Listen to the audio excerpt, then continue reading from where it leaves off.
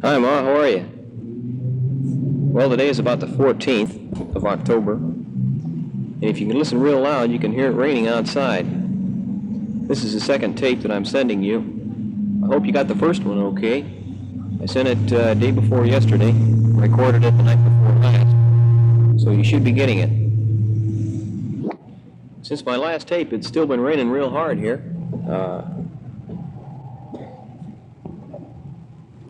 We had about 3 inches yesterday, and we're going to get close to 3, maybe to 5 inches again today. When it really comes down, it's at the nighttime, and boy, did I really have an experience the other night. I woke up about, it was about 4 o'clock, and the wind was blowing, howling, raining, and my rack and everything was just drenched. There wasn't really a thing I could do about it because, I was wet anyway, so what the hell, so there I was. All I could do was just sit there and kind of laugh about it. So I got up, lit a cigarette, turned on the light, and just started reading a book. No mail again today. This will be about the 6th day since I haven't had any. I think there's just probably a catch-up someplace as far as where the mail is coming. I don't know what it is, but they've had trouble like that once before where mail gets stuck down in Da Nang thanks to the Air Force, and it just doesn't make its way up here. So I imagine that before too long, my old buddy Joe Schwab, who incidentally lives in St. Ansgar, Iowa, which is about 80 miles north of where we live, he and I bunked together before he was transferred to the mail orderly section. So that's where he is right now. He's due to get out, I think, in April sometime, so he'll be stopping by Des Moines on his way back. He and I became real good buddies down here, and being from Iowa and whatnot, we have a lot in common, and he always looks forward to when we get newspapers and things like that from back home. It sure does help. We've been making plans when we get back, when we're going hunting and whatnot. He lives on a farm, and I would imagine he doesn't live too far from Uncle Tom, from what I understand of the location. I'm really not too sure where it's near, but I don't think he's too far from Tom. That's another thing, too, when I get back after I get situated at home. I'd sure like to go up there. In fact, we'll drive up there, Mom, some weekend and just spend a weekend with Tom and Ethel. I'd sure like to see the old farm again and trounce around the fields and milk the cows again. I don't know why, but I just would, I guess. Have you heard from them at all? Ethel said that Paul was in school, doing real well. It's real hard work, but I know he's going to make it. Said she didn't have too much longer to go in school. She also mentioned that Claudia with her 2 children were there, and her husband. I understand he's still continuing graduate work, if I'm not mistaken, and doing real well for himself. Ethel wrote about, it's been about a month since she has written. And then I heard from Alice. Alice wrote again, and she's fine, getting situated in her new apartment. Apparently likes school real well. She seemed real happy in her letter, and she seems a little overly worried about the world situation. I've noticed that in her last few letters that she really seems deeply concerned. I guess everybody should be, but she was, I noticed, more so than the average person. Got a letter from Mary, as I wrote and told you about before. She's fine, at least so I thought she was anyway. She's real happy being with the kids and whatnot, Mary Ann and Bill. Boy, they must have a flock of kids. Let's see, they've got, 8 girls and 1 boy, or is it 7 girls and 1 boy? I don't know what it is. Boy, it's amazing. But anyway, she wrote about them, and also Kenny and Angie, and I guess they're fine too. So I sure am glad that Mary is getting back in the old shape of things again. New subject, Mom. On the footlockers that arrived, I want to thank you first of all for taking care of my suits. Dick did a real fine job. Actually, I packed them and he just left them there at his house, and I sure do appreciate it. He's a real fine guy, by the way. Anyway, I intend to repay Chet. I'll talk with him personally about this when I get back as to how much I owe him for the transportation of all my gear. I know it was quite a bit. Now, inside those 2 footlockers, as I wrote in one of my letters, are books. I also purchased a portable typewriter when I was in California. Please use it. I know that old rickety L.C. Smith of ours is just about towed its last row. However, you're sure welcome to use my new portable. I suppose it's got a few cobwebs in it, Mom. And being an expert typist such as yourself, why, I'm sure that you can get him out of there. The combinations, Mom, I wrote and told you about in my letter. Now, if you encounter any problems, maybe Whitey can get a hacksaw and just hack those locks off. It's not going to make that much trouble anyway.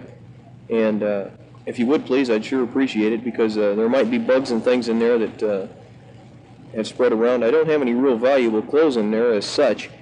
Towels, underwear. I've got a few letters. In fact, I've got all the letters that Carol wrote me. Ironically enough, I've got a wedding ring in there that I bought the day before I went overseas, and it's in there. I also have all of my bills and whatnot. I have no bills as such, but all of my accounts and whatnot, and receipts for things that I had purchased in California, they're all together. I tried to keep everything as intact as I possibly could, and it sure made things a lot easier when I finally decided that I wanted to come back over here. So if you would, Mom, just rummage through there. There's a couple of good books in there, too, you might like to read. I have a dictionary and also the Webster's World Dictionary, geographical type. I thought I might be able to use it in school. I happened to appropriate it, let's say, from the office when I was back in the States. And I figured it would come in handy when I get back into school. So again, Mom, if you would please just take that gear out, I don't think it'll be too much problem. The footlockers are real good too, a real nice handy item. I'm glad I've got them. And on my shipping and whatnot, I'm not going to carry any gear myself when I get back home. I'm allowed, since I'm over 4 years in the Marine Corps, I'm allowed a certain poundage allotment for shipping. I will have up a couple of trunks made, and I will send them that way. So actually, when I get home, I'll only carry a small hand bag, as you were, off the plane. And I won't be bothered with the big luggage. Actually, I haven't got too much, just old uniforms that I'll be required to keep for 2 more years until I'm out of the military obligation itself. Can you still hear that rain up there? I don't know whether the speaker can pick it up or not. We were playing around with a recorder last night, and it came in very clearly. So I imagine that you can hear it now. They were firing artillery last night. I was going to record a letter, but it was just, all you could hear was bangs in the background, so I thought, well, I'll try it again today. Another question, Mom, that's been bothering me quite a bit. How's your boss been treating you in the office? Boy, it really did make me mad the way he's been treating you there. It's really uncalled for, and it, as you could tell by some of my letters, it really got my goat. I can't figure out what would make a man do something like that. I really can't. I've tried to analyze this thing as good as I possibly could with what knowledge you gave me of the situation. And I can't for the life of me figure out why in the hell he's giving you the bad time that he has. How are things going now down there? Are they treating you okay? Are they giving you a bad time or what? I wish you'd let me know, as I'm real interested. And actually, I'm real concerned about it too, Mom, because it really bothers me that he should treat you this way. Must have an inferiority complex or something. The only thing I can figure out. Don't let it bother you. I know that it does, because I know you put out your best, and when you do, and then seemingly all your efforts are fruitless, especially with his attitude. But take it from me, Mom, I know how it is, and I know this problem isn't new with you. Just hang in there and don't take any crap off of him. He's not too big to have his little britches whipped. I don't mean physically. Well, that I wish I could sometimes. But just remember what you've always told me, that your day will come, and obviously the right man, like Mr. Hanson did a few years back, he saw you and he recognized your qualities. And I think another man will be coming along here too. Side's just about over, Mom. However, I've got one question. What do you hear from Fremont? I sure am curious about him. I'd like to hear how he is. I never have written him, but I am a little curious as to how he is, what he's doing. Does he still live in Arizona?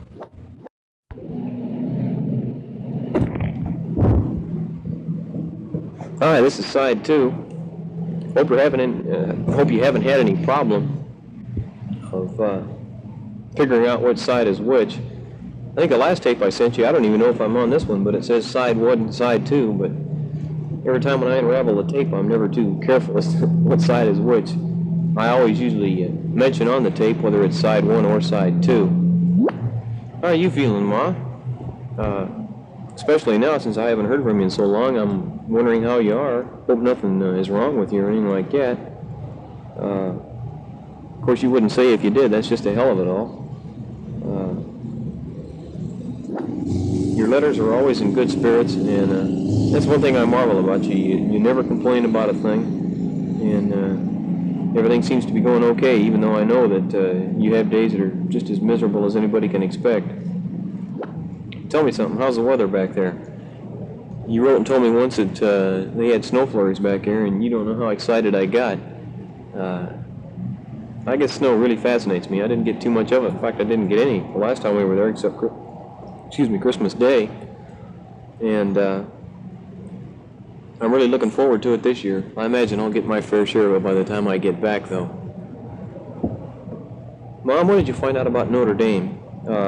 I know you've been working real hard on it, and I just wondered if they've written to you at all, or did you ever contact Monsignor? Is he helping me out on this, or did you decide just to leave him out of it? He told me once that he would. I guess I wrote you that in one of my letters. I could sure use his help, but I'm not going to pester him because all I know he's real busy. This is obvious because he never writes. So I imagine, like I said in my last tape and in so many of my letters, that he's pretty busy down at the cathedral. Well, you don't know how badly I want to get in that school. I know you may be thinking that I'm taking more than I can chew, and it's going to be real rough, but Mom, I'm not afraid of it, and I know that I can do real well in it. I'm just positive of it. I know what I want, and I'm going to get it. Told you about that, and I'm just hoping that my high school grades can bring me up farther enough that they'll accept me. All I am asking for is a chance, and that I'm quite sure even if my entrance was on a probationary basis, that I would do well, and I just know I will. And I just sure hope that the good Lord sees fit that I can go down there. I received your letter, Mom, a while back saying that Father Meyer had gone with another priest to Ireland. He sure makes the rounds, doesn't he? I guess he makes a trip like that every year, if I'm not mistaken. Pat, in one of her letters, mentioned that he was in Ireland and that she had heard from him. I imagine he's trying for those sweepstakes. I guess they have quite a few of those down there. And don't they even have a lottery down there, too? If I'm not mistaken. I'm pretty sure that they do. I imagine he's playing that, too. He's quite the man. A real fine priest, though. I always did admire him. Father Kinkle wrote me, too, a while back. Just a real nice short note. And he's still teaching up at St. Bernard Seminary in Dubuque. And there's another holy man. He seemed awful sad, his letter did, although it was just several sentences long. He seems real saddened by death anymore. I know Father Geezer, I believe was his name, was killed, and he was very close with him. Also, of course, the shock that his mother died was real hard to take, and he's a magnificent man. I really think he's a saint in every aspect, and I sincerely believe that.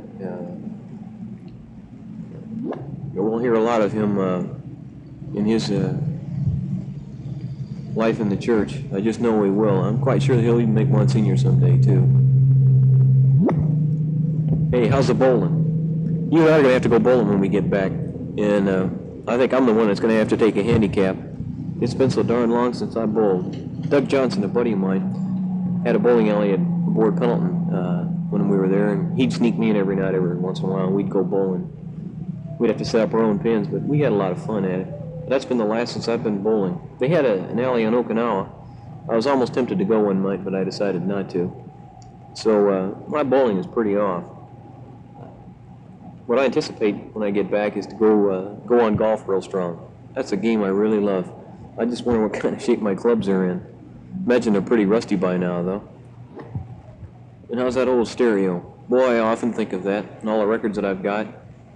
How I could just sit down and plop my feet up on the old sofa and listen to some good stereo records, and light up my pipe, chug on a beer or two, just relax. Boy, it's the little things in life that mean so much. I don't know.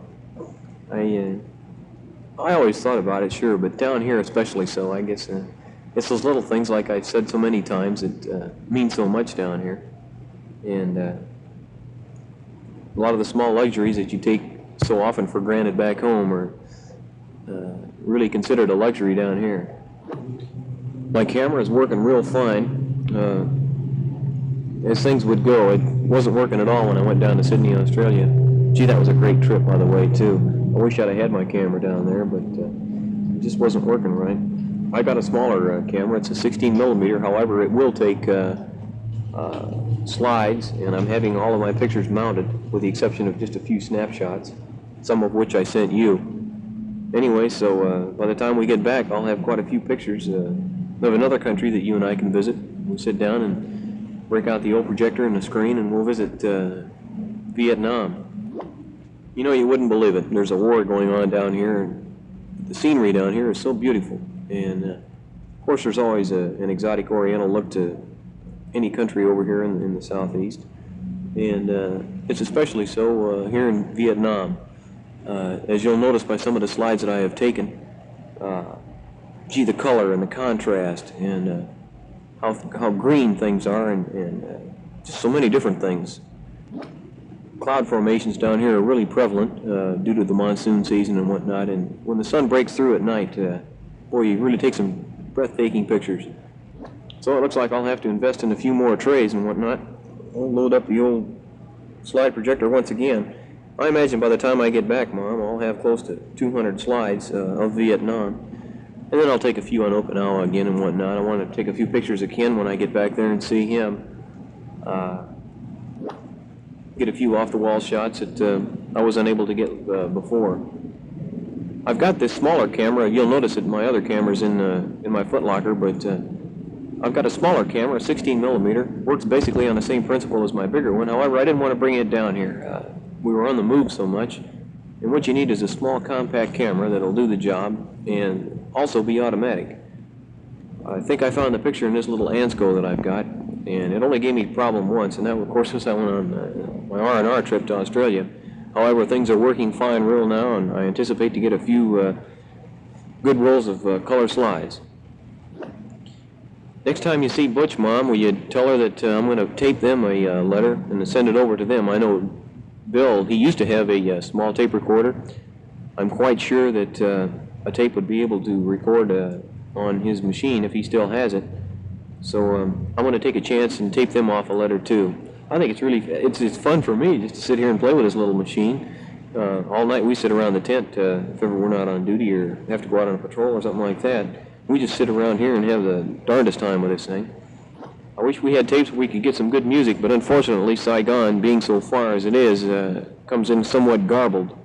So we're out of luck in that respect. Hey, you rascal, what do you want for Christmas? I wish you'd give me a few good ideas so I can at least look around when I get back to Okinawa.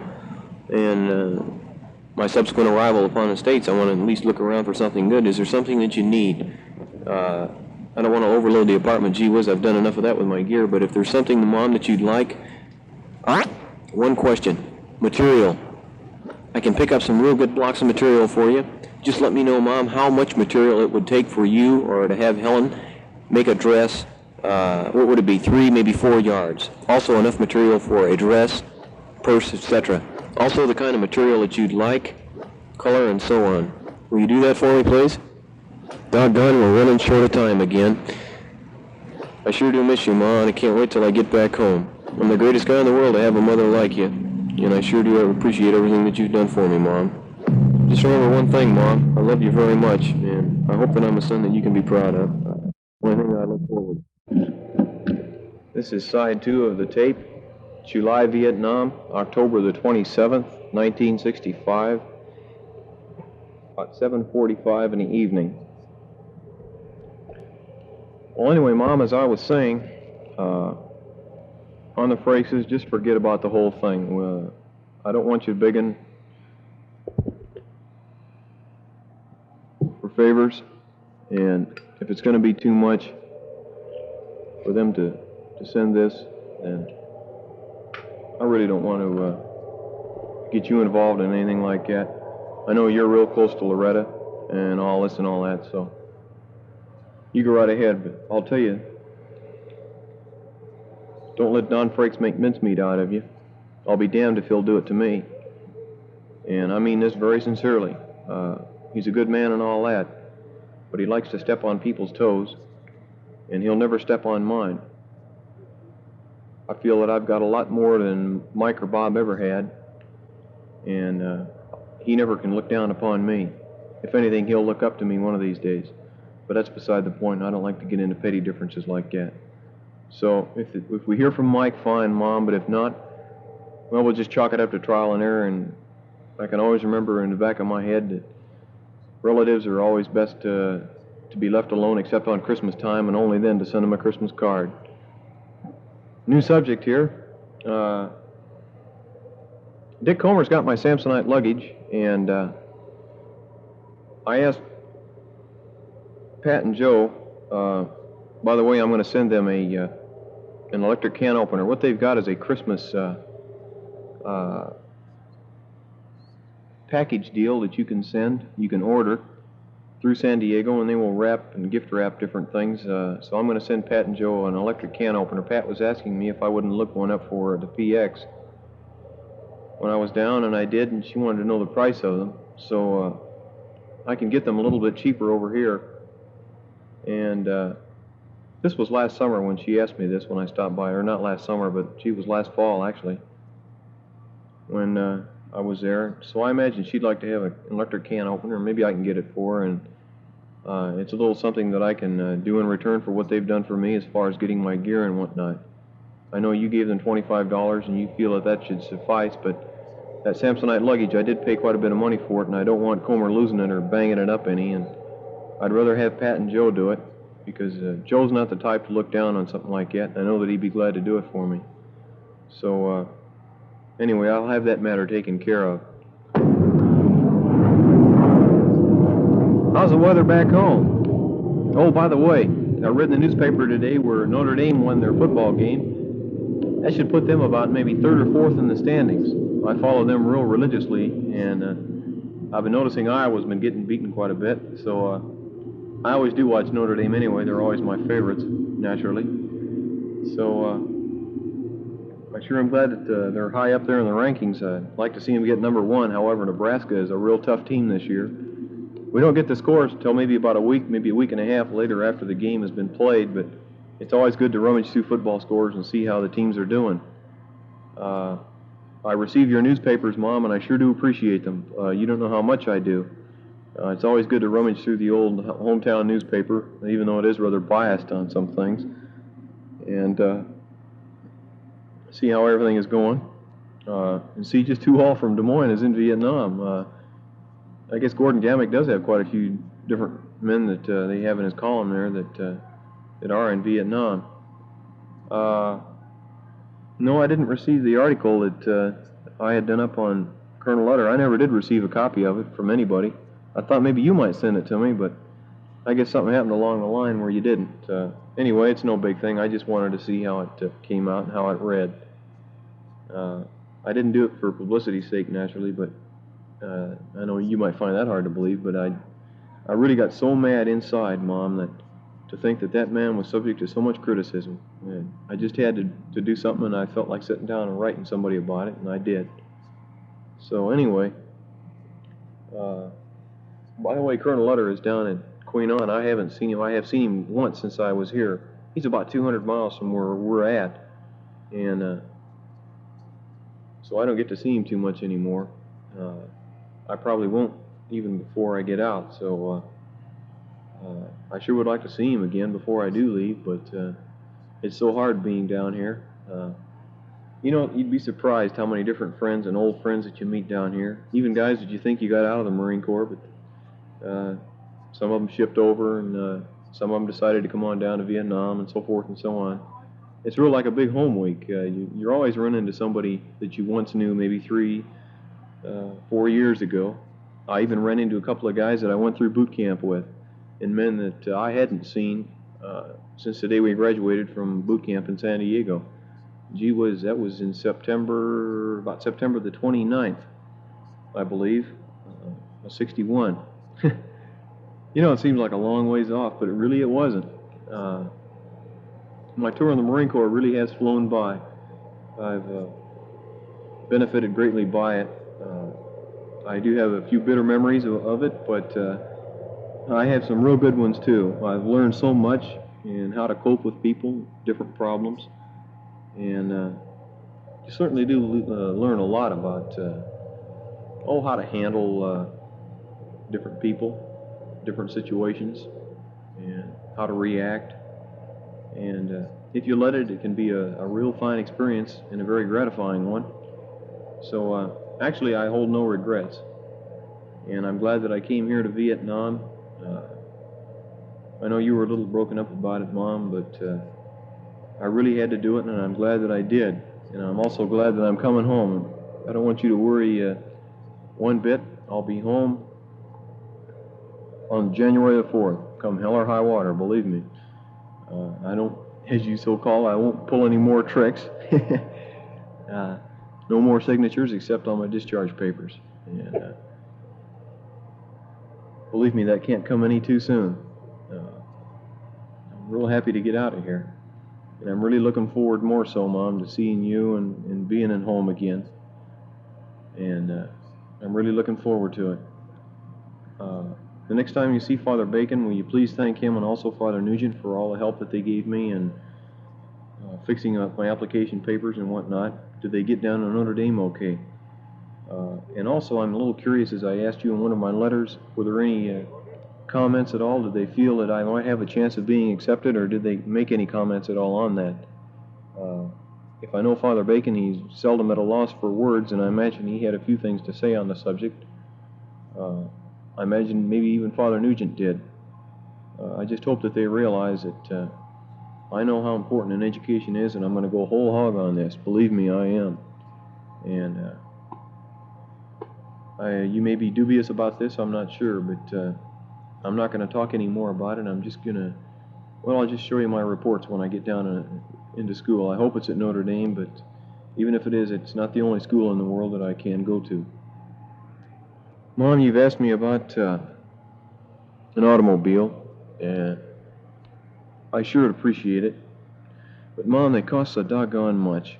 I really don't know what to say. I know you want to get me one, and I imagine you'd feel hurt if I said that I couldn't accept it.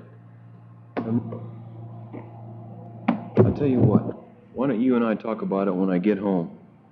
If you want to, I kind of like Chevrolets, and you can go down there and price the Chevelle or the Nova Super Sport and see how much they are. Now, they're the Chevrolet economical cars.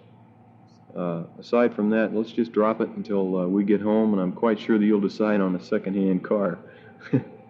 Mom, the tape is getting real short. I do want to close. I hate to. I miss you so much, and you know how much I'm looking forward to coming home. You know my love goes out to you, and I think about you every day. So you take care, and I'll be writing you as much as I possibly can and letting you know just what time I will get out. Today is the 27th of October. It's 7:30 in the evening, 1965, July, Vietnam. The weather here today is about 95 degrees, very little wind, and awfully hot. Hi, Ma, how are you?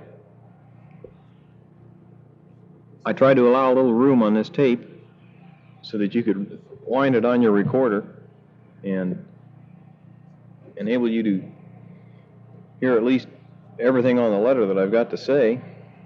And like I said, I put the date and the time. I was a little negligent in the first letter that I had taped to you, but I think on the second one I did put down the date and the time that I recorded this. Everything is fine here. Only got 34 more days to go. Really looking forward to getting out of here and getting home. It's been a heck of a long journey, and I think I'm the envy of everybody around here because I believe I'm the next man here in the regiment due to get out, or rather due to leave Vietnam. Now, there are 4 other men that are due to get out at the same time I am, and they will be leaving as well. So there'll be about 5 of us that will be leaving from headquarters company. That we should be leaving Vietnam sometime around December the 1st, and Lord knows when I'll get to the States. I don't know how long I'll be in Okinawa, if at all, or whether I'll fly from the States, or to the States rather, right from here. But whatever should develop, rest assured that I'll let you know ahead of time. And of course, I'll call you immediately from the States. In fact, I'll call you immediately from wherever I am. I'll make sure, of course, that it doesn't cost too much. And I'm pretty sure that I can, either maybe from Hawaii if we should land there. I really don't know just where they're going to go. But I'm going to try every means available to get out of here just as fast as I can. I signed my rotation tour card the other day. It's sort of an IBM type of a card that they send back to Okinawa and they process personnel due to return to the United States. And it's all a big operation, so I've got my card in ahead of time. So here's hoping that I got it a little bit sooner. As it looks now, I don't think I will. Mom, you probably read in the papers that they're not granting any early outs for Christmas. I thought maybe they might, but I'm really not surprised that they haven't due to the overcommitment of troops and so forth and so on. I wish they'd sway me since I've only got 10 days left, but I've grown to know the Marine Corps too darn well from now on, and it's no use fighting the program. They're not going to let me out till January the 4th, so I'm just going to have to accept that much, and we'll just have to spend our Christmas together on the 4th of January when I get home, Mom. Other than that, how are you? Finally received your letters real frequently. The big mix-up, Mom, on the letters being returned to you, it was my fault totally. I should have used the 7th Marines address in lieu of RLT 7. The postman was correct. I think somebody is being very petty along the line because a lot of men are readdressing their envelopes RLT 7 and they receive their mail. Because I did check around and just about everybody's doing the same thing, putting RLT 7 down. And it was just somebody that tried to play the role. I don't know if it was in the Marine Corps or whether it was a civilian post office. I think it was in the Marine Corps someplace. And I don't know why, but anyway, it happened. So I think now your addresses are correct and they should be coming on down here now. Today I received some newspapers that you had sent. And then I also got a letter from Pat Herron. She crawled back up on her soapbox and was saying how she thought these demonstrations were terrible and this and all that, you know. They are having quite a few of those, aren't they? I was really surprised. Not surprised, actually, but amazed at the number of demonstrations around the country. And I even noticed an article in the Tribune saying that they had a few out at Drake University. Well, I'm surprised that it didn't happen before this, actually, because there are so many oddballs that go out there that I'm surprised that they hadn't marched on the state capitol before this. Things out here, Mom, are pretty slow. We're preparing for an operation here in the near future. The other one was canceled temporarily due to, well, conditions that I really can't go into, but we're about ready to go on the ball here, and we should be going on another operation here within the next few days. Again, I can't declare where, but it'll be somewhere in the Chulai area, and so just look for it in the papers. The name of this operation will be Operation Mongoose, Mongoose. So if you should happen to read about it in the papers, you'll know that I'll be on that one.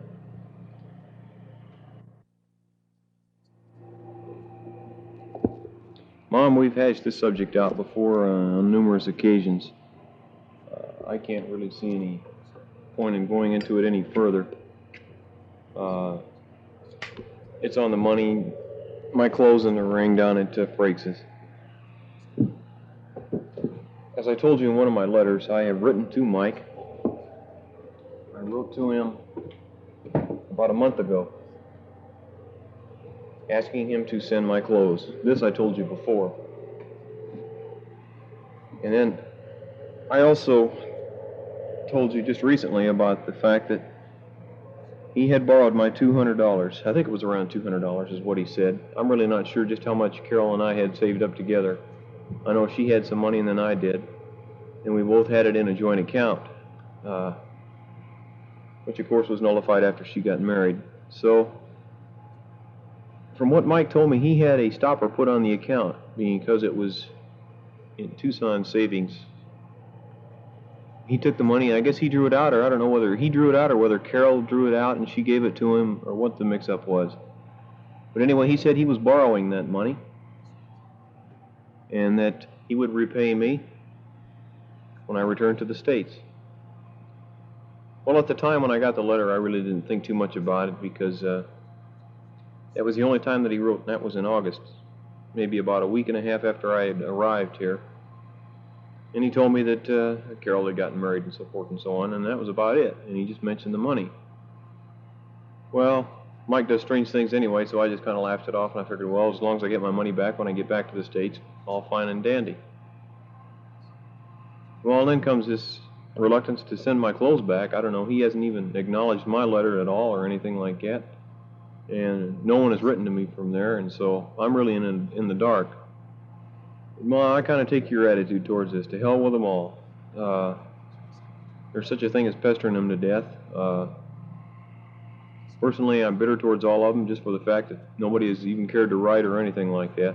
I don't mean to sound like a martyr, but gee whiz, you'd think at least a postcard or something like that to say, how the hell are you? But nothing was received from them. And as far as the clothes and the money, sure, I could use them for school. You know that as well as I do. We're not rich, and neither am I. And I could sure use the clothes, but I'm not going to get on my hands and knees and beg for them. And I don't feel that you should have to either. I know you'd like to intercede for me, and being I'm your son and whatnot. But I just don't feel that it's necessary, and I don't think that we have to. Any obligations that Loretta and Don throw up to you? On numerous occasions, I have brought little odds and ends down for Loretta. I brought her down a centerpiece for her table at one time. I picked up Kathy's typewriter for her, so I don't feel obliged and obligated to them in any way whatsoever. So if they should ever come back to you for little odds and ends once in a while, don't fret about it. There were 3 different occasions on my numerous times that I was down there that I caught short either $5 or $10 that I needed for plane fare back there. And Don gave it to me and Bob gave it to me one time. But I always paid them back. In fact, Bob loaned me $5 and I gave him $10 back for interest. So I don't feel obliged to any of those people. Even Mike and Sis, when I was there, I would always at least throw in my good portion of money for chow that I had down there. In fact, you'd even check, I didn't eat much at their house. Carol and I always went out to eat, and I don't think I had but maybe 7 meals all while I was down there in that one place. And there was one time when I went out to David's mother and we bought him.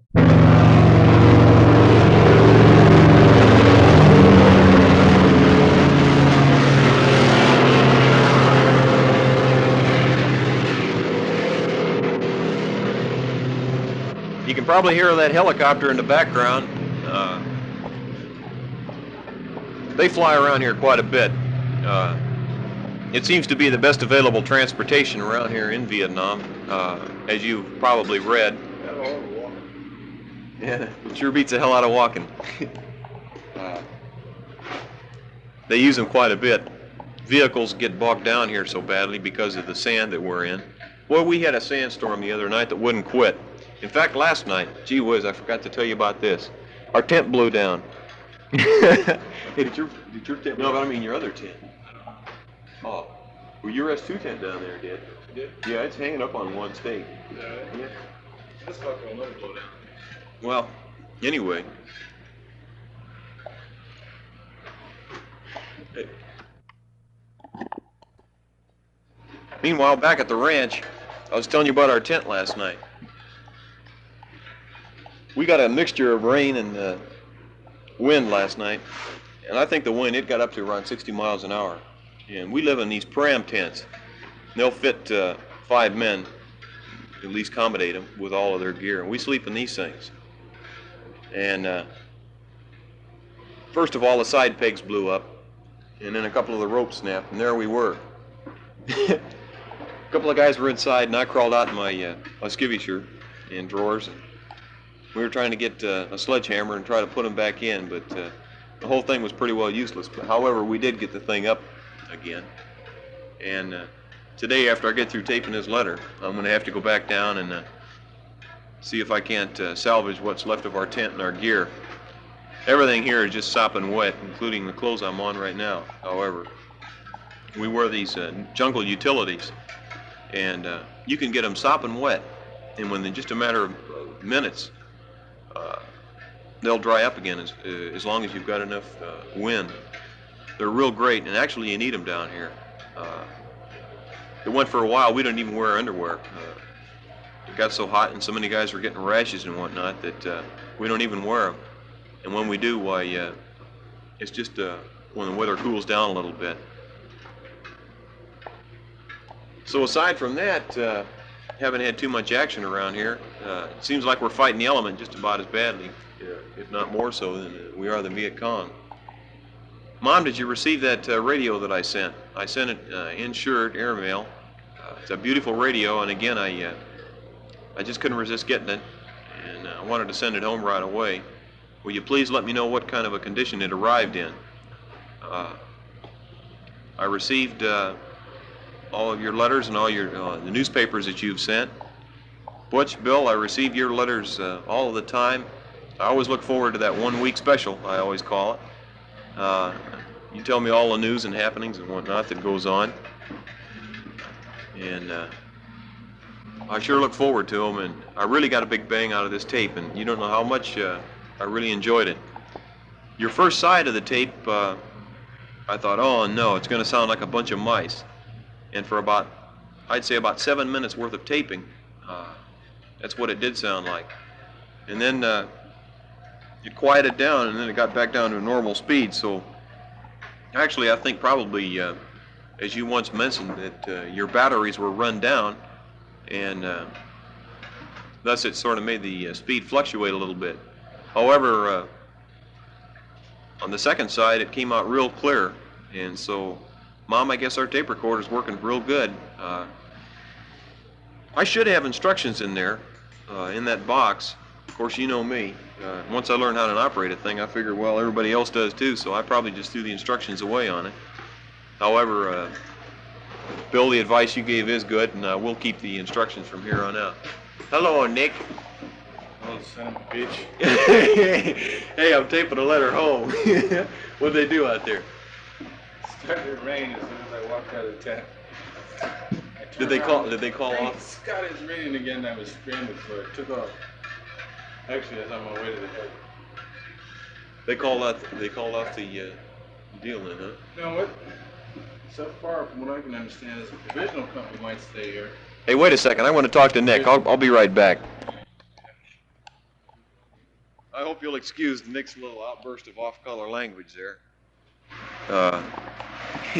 Actually, it wasn't too bad compared to what we do use some down here sometimes. However, I'll have to watch it when I get back home, won't I? Yeah. Well, anyway, I don't know if you can hear the rain or not, but boy, it's coming down. Let's see now. Butch, I got your letter saying that Rex got caught with that blackout they had in New York, and that he spent the night in a phone booth. I can imagine that was really hairy-carry. I imagine a lot of people really kind of panicked on that thing and were wondering how in the heck they were going to get out. But anyway, there goes another helicopter. If you can, I don't know if you can hear it or not. They fly all over the place down here, and actually it becomes sort of second nature.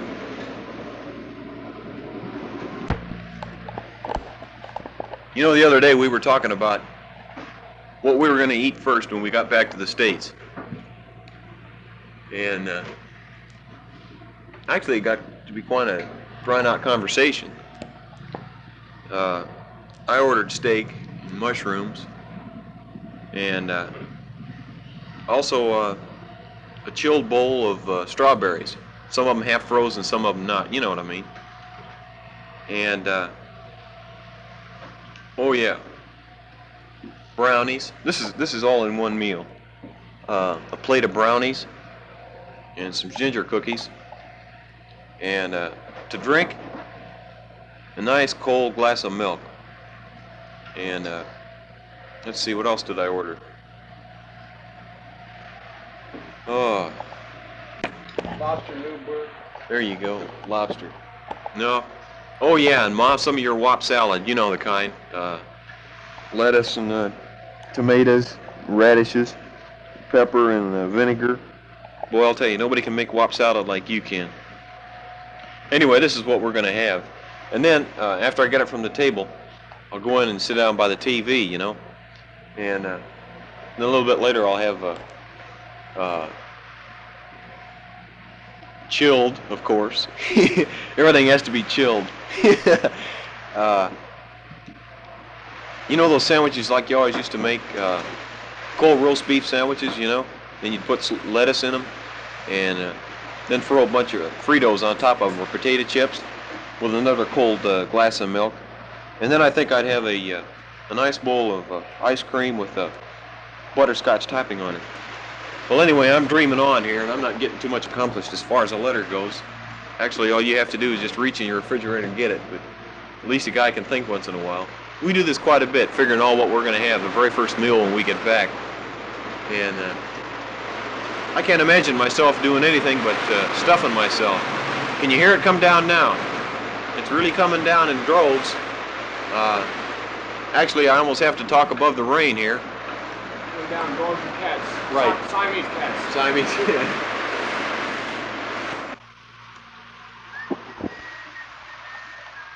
Anyway, when I get back, the four of us are going to have to get together. I imagine Mom has told you that I have taken quite a number of pictures since I came down here. They're all color slides. I believe I showed you the ones I took before when I was in Japan and Hong Kong and Philippines, Thailand. Well, now we can go on a little tour of Vietnam.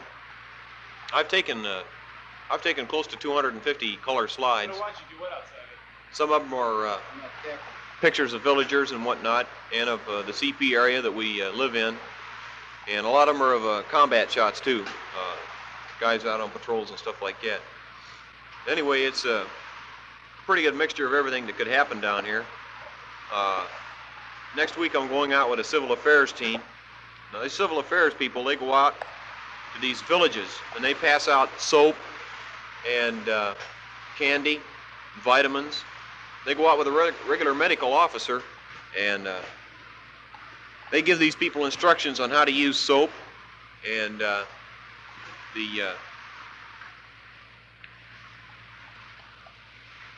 how beneficial it is for people that use it all the time.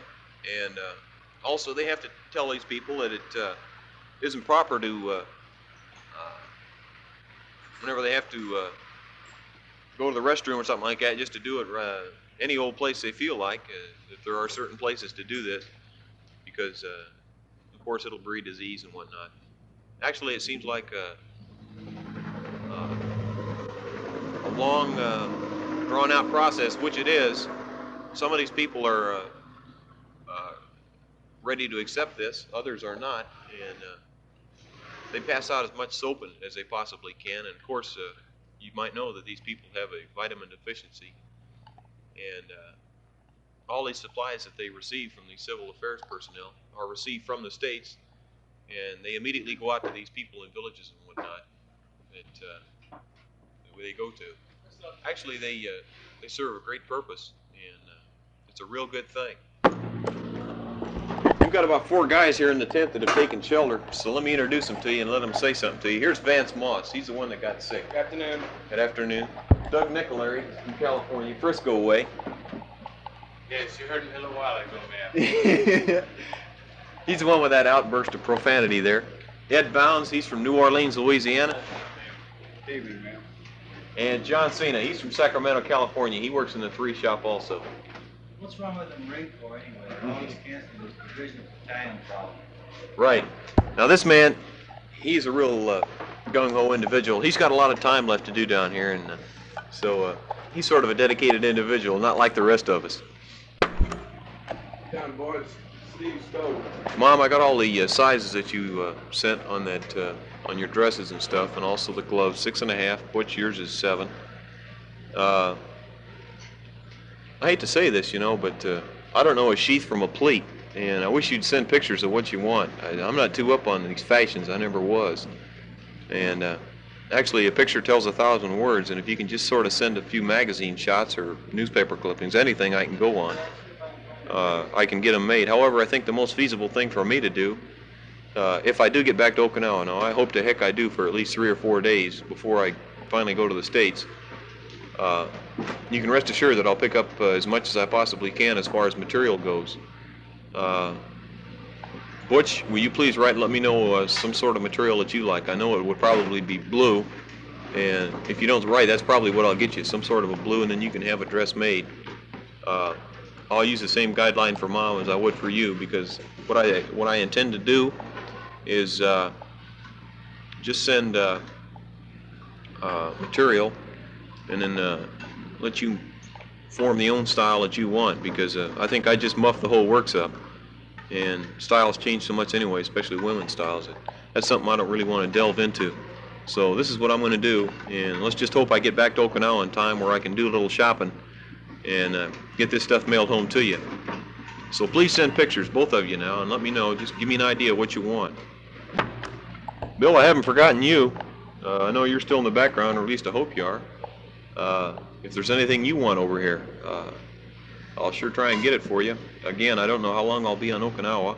However, if there's anything particular that you might want or need, please let me know and I'll try and pick it up for you. They have a lot of good buys there on Okinawa. And what I can't get down there, I can get through the PX. I have a buddy down who works in the PX, and he can get them through Saigon. You'll notice that I got a tape recorder, and I don't know whether you've seen the radio that I sent home, but it's a real fine deal, and I got a real good price on it. So actually, it's a real track meet down here as far as getting good gear is concerned. We have no use for it here, so what we do, we just send it home for presents and whatnot.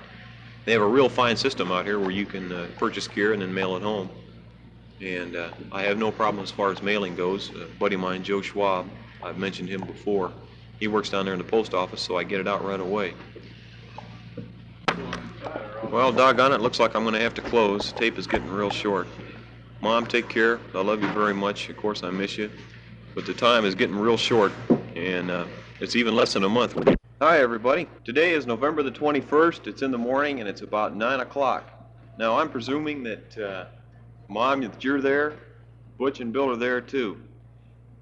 I received your tape last night, and since I ran all out of tapes, I hate to do this, but I'm using yours because I want to send back and thank you, first of all, for getting together like this and sending that tape.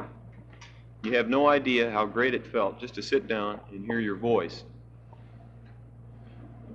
I was able to more or less listen to it by myself because I have a small earplug to this machine, and I'm hoping for the best that this thing will record okay, because so many guys have used this thing that I'm afraid that it's almost seen its last day.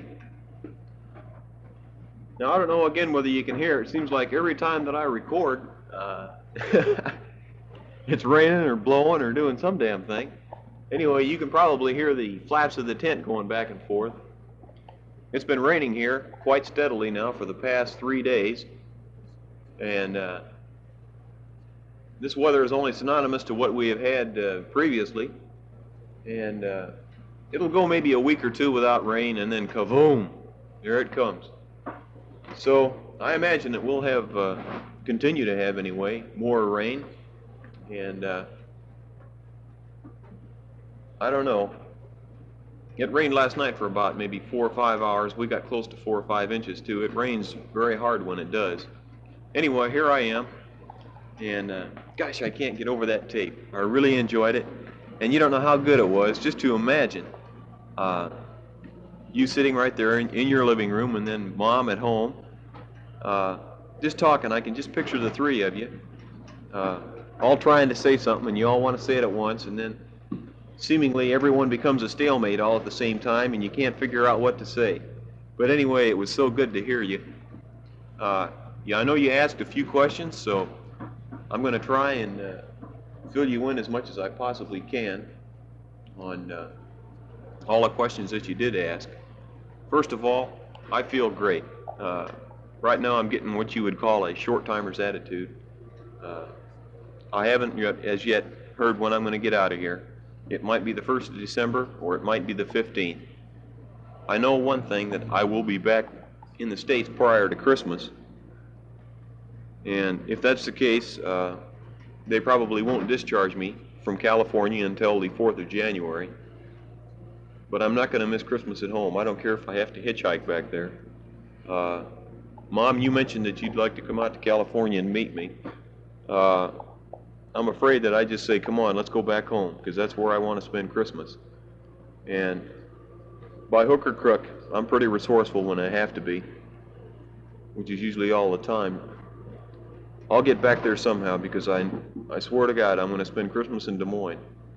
So all you can actually do, Ma, right now is just say, well, he said he's going to be home, so he'll be home. And you can rest assured, if I'm in the States, I'll be back in Des Moines, Iowa by Christmas. Now, everybody's been asking me, what in the heck do you want with a green dye? At least from home. Well, actually, how in the heck can I say this without actually being sort of self-incriminating? It's like this. I dyed my skivvies, more commonly called underwear. I hate to say this, but gee, they got so damn dirty and all. Everybody does it. I mean, everybody's been sending home for the darkest dye they can find, preferably green or black. And actually, the green, it serves a twofold purpose in that it will not only serve as a camouflage element, but it won't show the dirt as much. And I don't care what they say about Tide. I don't like the stuff. It doesn't get your clothes white. Of course, I realize we don't have any hot water down here, and what we do is just for cooking. So, God, I hate to wash. I don't know. I used to squawk about having to wash my clothes back at Pendleton in a laundromat, you know. Every Saturday we'd go in and do that. But anymore, I'll tell you, we have to get down there with a scrub brush, you know, and all that stuff. And I don't relish the work at all, neither does anybody else. So what we do, we just kind of wash the armpits out and dye them green and hope for the best, that they don't show as much dirt as they would normally if they were white. Vance Moss just walked in. He's got a little touch of the flu here, and he's been real bad off. Say something to the folks back home there. Hello, people. He's not well at all. He's got what I had last week. Actually, what it is, it's the doctor calls it scientifically gastroenteritis. Actually, what it is, I mean, just to get right down to old layman's terms, it's the flu with the barnyard trots combined. I had them last week. Boy, they're not much fun. I'll tell you, all you can do is take that real chalky stuff, you know. They say it's a water, but I think it's a chow myself. It's pretty bad down here. Bill, I guess I don't have to tell you much about chow. You expounded on how the chow was back in World War II. And right now I can greatly appreciate how bad it was back then. But anyway, that's a minor triviality, and I won't go into that much further. Anyway, we're slowly but surely coming out of it. It seems like everyone here at one time or another has come down with a touch of the flu. And that's actually all it is, because it goes away within a period of about 36 hours. You feel like you're going to die, and if you don't die, you wish you would. But other than that, why, it's not really too bad. Our monkey. No, he never did come back. I wish to heck he would. I miss that little rascal. You won't believe this, but he wouldn't eat our chow. We took him to the mess hall one night. He wouldn't eat our food. I'll tell you. He'd rather eat bugs and stuff, but he would not eat our food. It wasn't much of a dish that night anyway, but he just won't eat our chow. A buddy of mine got some crackers in the mail, and he liked them and peanuts, but he just would not touch our regular chow that we get. And they have a shower unit established up here. What it is just a great big long pipe with holes drilled into them, and they squirt out water. And we all trounce up there every night and wash off what we can. We took the monkey up there one night. He was swinging from this pole. You should have seen him, you know. He'd swing back and forth on this pole and get wet, and he was screeching and hollering. He was really having a great time. And he'd love whenever we walk around the area. In fact, anywhere we go at all, we always carry our rifle on our shoulder. and he just loves to get on the barrel of that rifle. And I wish I had a music in the box, actually, because crank that thing and then watch him go through all of his acrobatics. But anyway, it was about a month and a half ago we had to get rid of him, and we kind of miss the old rascal. They're nice pets, but they do get on your nerves, as you well know.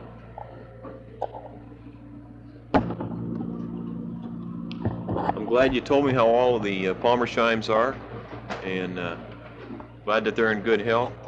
You didn't say how Mrs. Green was. Mom, you wrote once, and Butch, I think you did too, that her health has been failing her as of late. And I wish, Butch, the next time you see her, will you please tell her that I send my love, and that I'm really looking forward to seeing her when I get back. And as soon as I do get back, well, I'll run over there and see all of them. Also, give my best to Ellen and Pete, and gee, that's about all. Oh, Greg, and gee, the big one, I can't think of his Pete, or not Pete, oh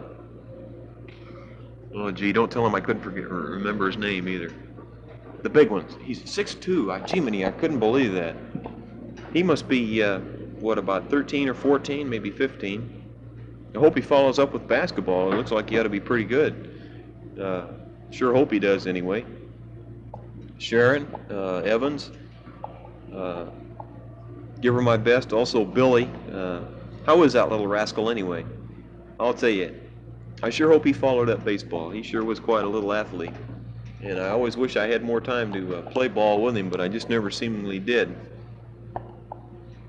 Mom, you mentioned about Andy. Please congratulate him for me when you go down to his commencement exercises. I'm real anxious to hear how it came out.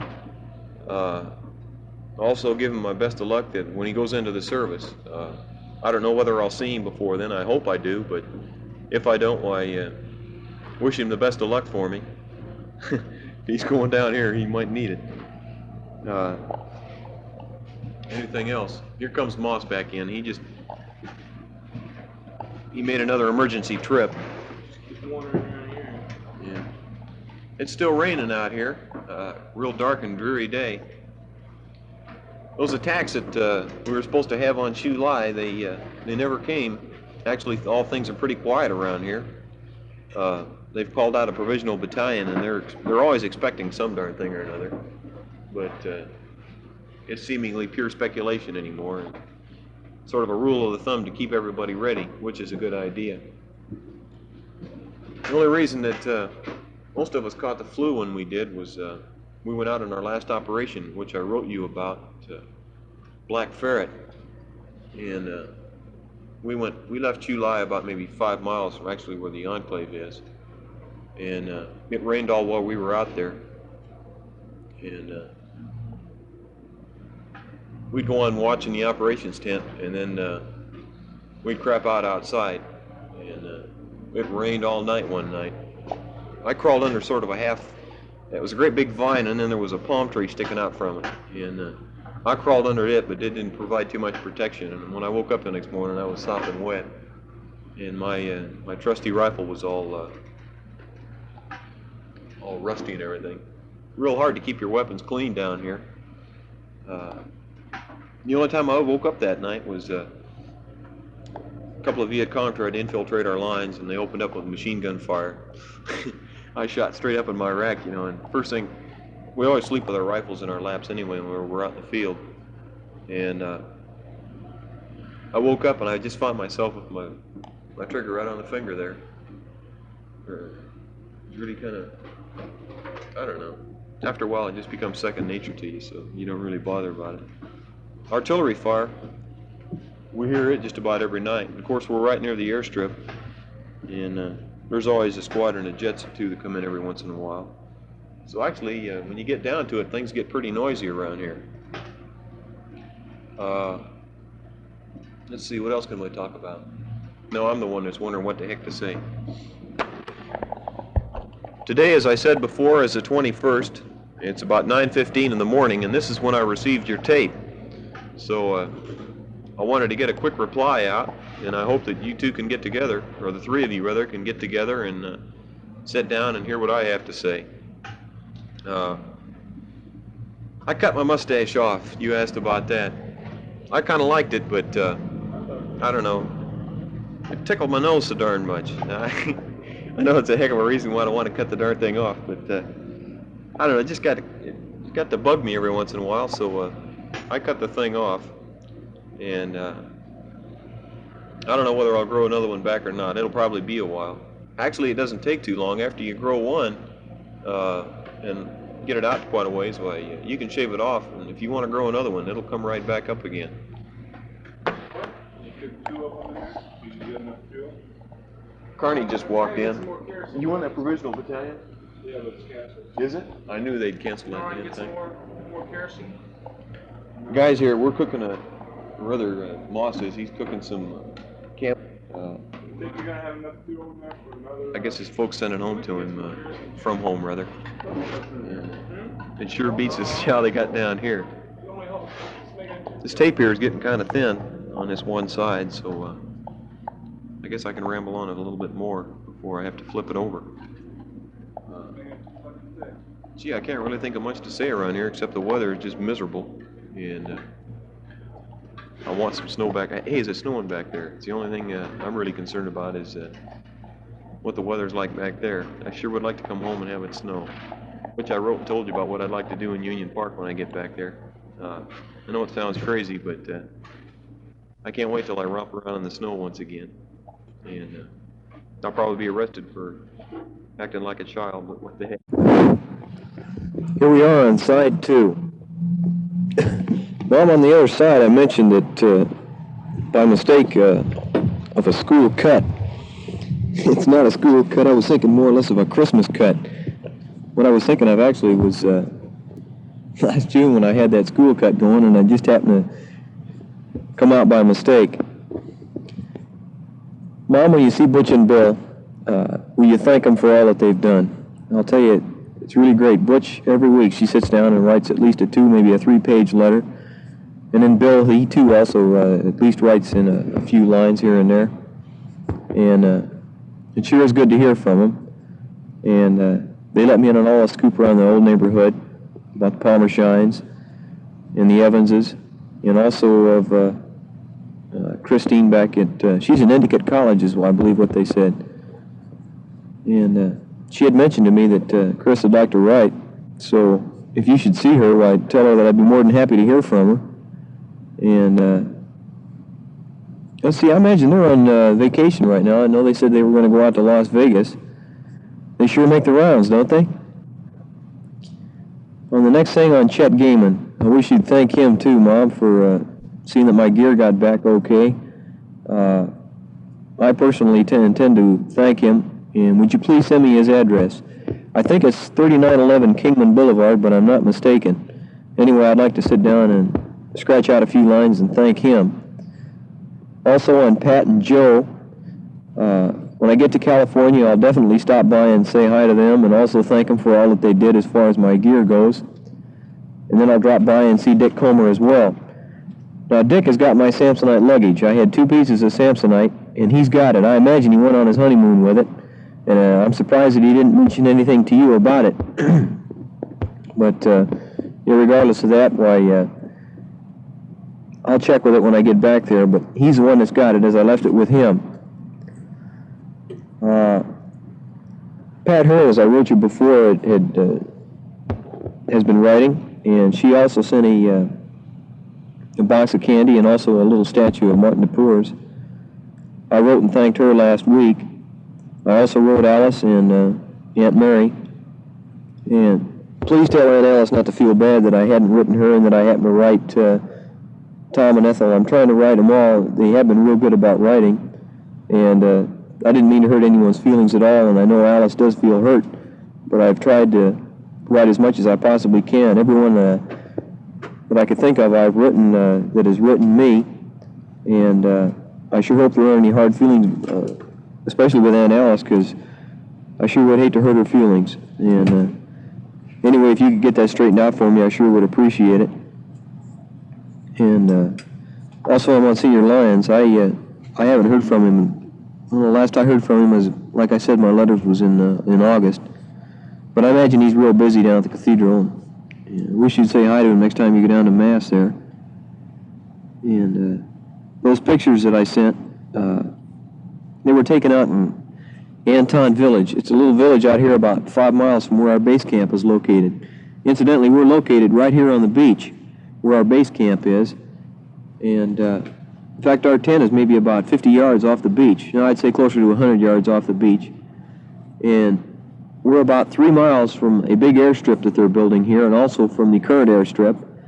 And I think there were a few jets that went overhead just about 5 minutes ago. I don't know whether you heard them on the other side or not. And also they have artillery in the background about maybe 2 miles away, and you can always hear them cranking off rounds at night.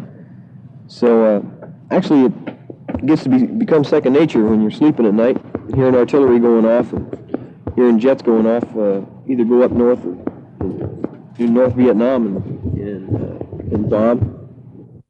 Assigned. Had a little bad luck here on the tape. I was cussing and feuding and whatnot. However, I think we're back on frequency again. Doug Nicolari, he's from San Francisco. He's sitting over here in the tent. He and John Barrett from Austin, Texas are over there playing chess. Like I said, we live 4 in a tent, and all of us work in the operations section up there, with the exception of Garrett. He works in the S1 personnel section. And actually, there isn't too much to do at night. They've established a movie call, and every once in a while they have some pretty good movies that come in. Once in a while they have some duds too, but can't expect too much. The base camp that they've established here is slowly coming around to par, and it's not the greatest thing in the world. We have a PX. I told you about the light ship. That's how come I got that TV set. Instead of getting the essential items that we need, like soap, razor blades, and things like that, they got on a whole shipment of TVs, tape recorders, cameras, things of this nature, where you couldn't even get a carton of cigarettes or a bar of soap there for a while. Another Navy lash up. But anyway, things are pretty well back in order again. And now we're crying for TV sets, and all we can get soap. So there's not much you can do about it. What's new back home? Your letters tell me quite a bit, of course, and I always wonder how you are. I always think about you and what's all going back home. I can't wait till I get back there. I find myself thinking more and more about home all the time. I can just see that living room right now, the dining room, hearing bacon and eggs cracking in the morning. I don't know. Kind of gives you a touch of nostalgia, I guess. You don't really appreciate it until you get away from it. And down here, I guess. But anyway, can you hear this playing in the background? This is what we put up with all the time. And there she goes. They come overhead quite a bit. And like I said before, it gets pretty be second nature.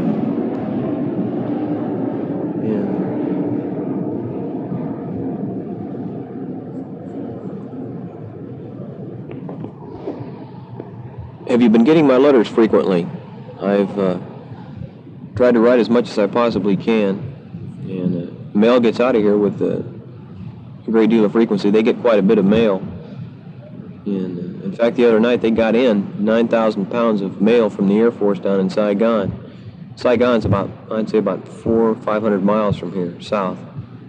And Da Nang, where Ken was, is about 40 miles south of here.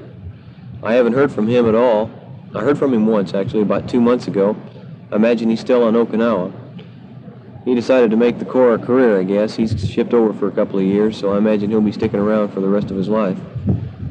I really can't figure out why he did it, and I never did ask him why. I figured he had his own personal reasons for doing it, and so I felt it was just best to be left alone. Kathy wrote me and said that she's at Arizona State in Flagstaff. Apparently likes it real well. I don't know. She's got a lot of growing up to do still. I mean, she's still a kid even though she's a sophomore in college. I don't know. But she seemingly had a pretty good time this summer. She wrote and mentioned about Bob and Ann and when they were going to get married and all that stuff, you know. Typical teenage rot, I guess. Anyway, that's about all that Kathy had to say. And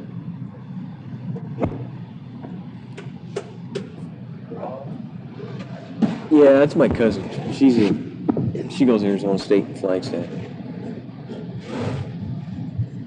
Not much else is new, Mom.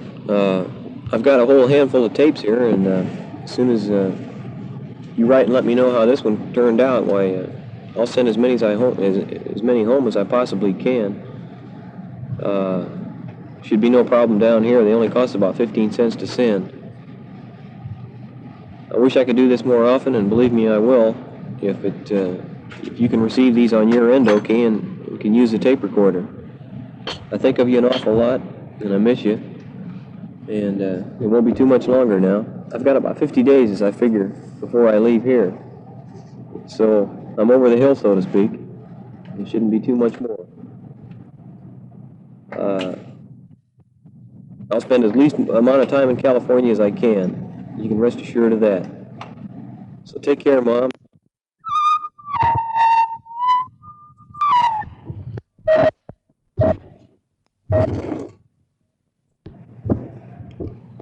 Hi, beautiful. How are you? Well, I'm going to try this tape for about the 10,000th time.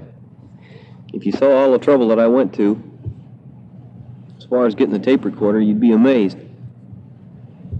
They've got one in the whole regiment, and it's been passed among all the guys, you know, so that they can tape letters home or tape songs and whatnot off of a radio from Saigon. So I finally rigged it up today and bought a couple of tapes at the PX. As you notice, they've got these mailer types, and so it's real easy, actually, to sit down if you can get a hold of the tape recorder and talk a letter home. So I hope this shows up real good back there, and I hope the reception is good. And secondly, I hope that you also were able to use it on our tape recorder. I think the speed should be about the same, but you don't have to worry about that now. At least you're listening to this. We've had rain the past couple of days, and it kind of looks like we're going to have a wee bit more. Last month we had 18 inches, so you can't cry too much about the rain back home because we're getting just about as much of it out here. Now the temperature, it seems like this past week was up right around 100. John, what do you think about that? Do you think it was up there right around there? Pretty close to 100 at least. It's been pretty hot down here. I'm talking to John Cummings. He's a bunkie here in the tent. We've got 4 of us that sleep here in the tent. John, by the way, is from Phoenix, Arizona. Another Arizona. You can't lose him, can you? Well, anyway, I've been receiving your letters pretty frequently up for the past week.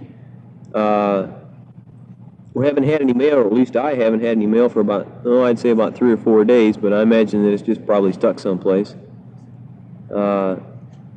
I got your letter saying that Christy had written, and I'd often wondered what happened to her. I think she quit school, and she's probably working somewhere in Cleveland. But anyway, it was real nice to know that she had written you, and also that Lynn Tormey called. I was really surprised about that, her becoming a nun and whatnot. I think it's really great. I'm really proud of her.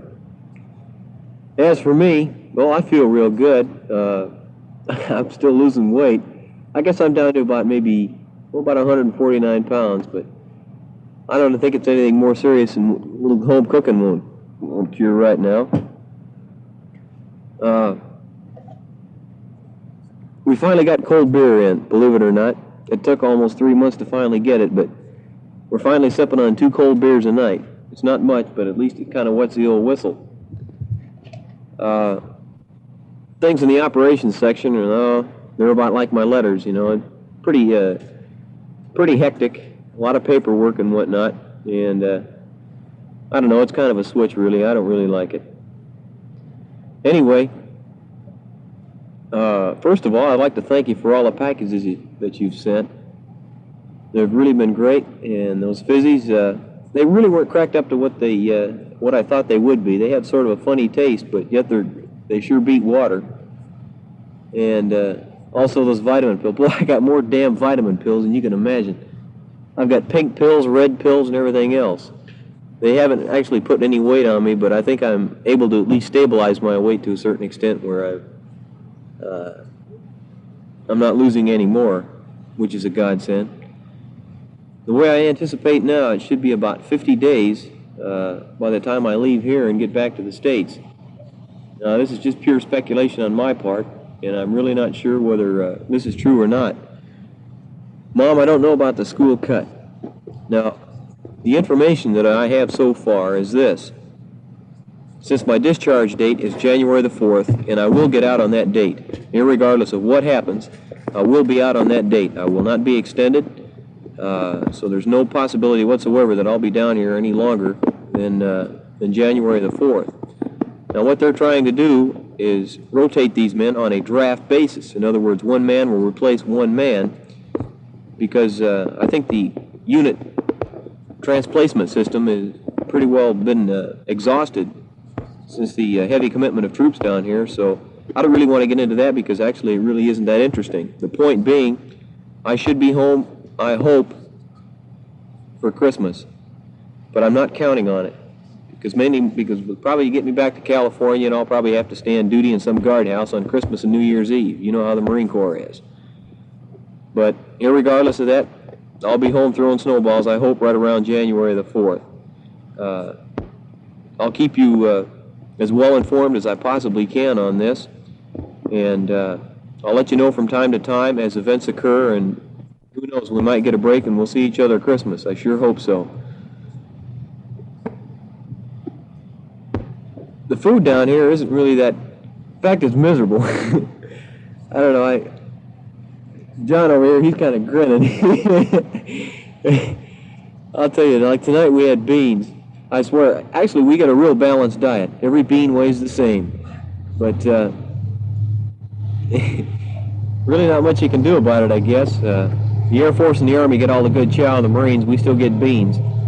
But really not much you can do about it.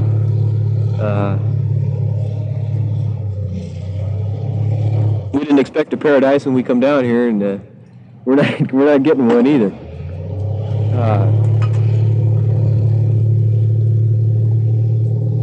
Let's see. I've talked about the weather, myself, mail. Oh yeah, let me put in one other thing. That Sony TV that I sent home. Now this is for your use solely, so I want you to dig it out, read over the directions. I hope there aren't too many questions you'll have on it. The booklets that were enclosed on this should be as helpful as they possibly can be. If you do have any questions, I'm quite sure that there are appliance dealers in Des Moines that can give you any helpful hints as to how this thing operates. Unfortunately, I was unable to test it out down here, and I really don't know how good it works, although I'm quite sure it does, because Sony is a real fine product, and you can carry it around, and it's really a nice little handy case. And so we'll see how you can use it and put it in the bedroom there, and at least you won't have to adjust your other TV set, so you can at least watch TV in bed. I kind of go for knickknacks like that anyway. I don't know, I suppose once I settle down and don't spend my money so foolishly, I'll be better off. But right now, I'm just having a wee of a good time. If you can have a wee of a good time down here. Mom, I want to thank you also for all the work you've done on Notre Dame. I really appreciate it, and you really gave me a big helping hand. You helped me out with matters that I couldn't have handled myself.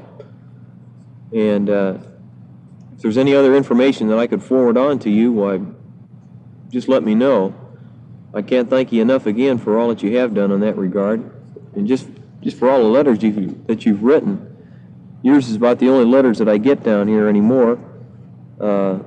I've written to you about that on several occasions. The Frakes, Aunt Loretta, and Don, and Mike, and Sis. None of them have written, and I really can't figure out why. It did kind of hurt me, but it was sort of a freeze-out, like I've said in all my letters, as to their corresponding with me or anything for that matter. So I don't know what the deal is. I wrote Mike and asked him to send my clothes back, but as of this date, which happens to be the 12th of October, I've had no word. You wrote and told me, Mom, that that letter I wrote to the newspaper was in the paper. However, I haven't got a copy of it, and curiosity's killing the cat. If you could, would you rummage through some of the papers and cut me out the clipping and send it? Maybe you have done this already and I haven't received it, but if not, I sure would appreciate it if you'd send a copy in your spare time. Now on the World Series. News down here, though it isn't too current, gets here, and actually, when the news finally gets to where we're located, it's up to pure speculation as to whether it's true or not.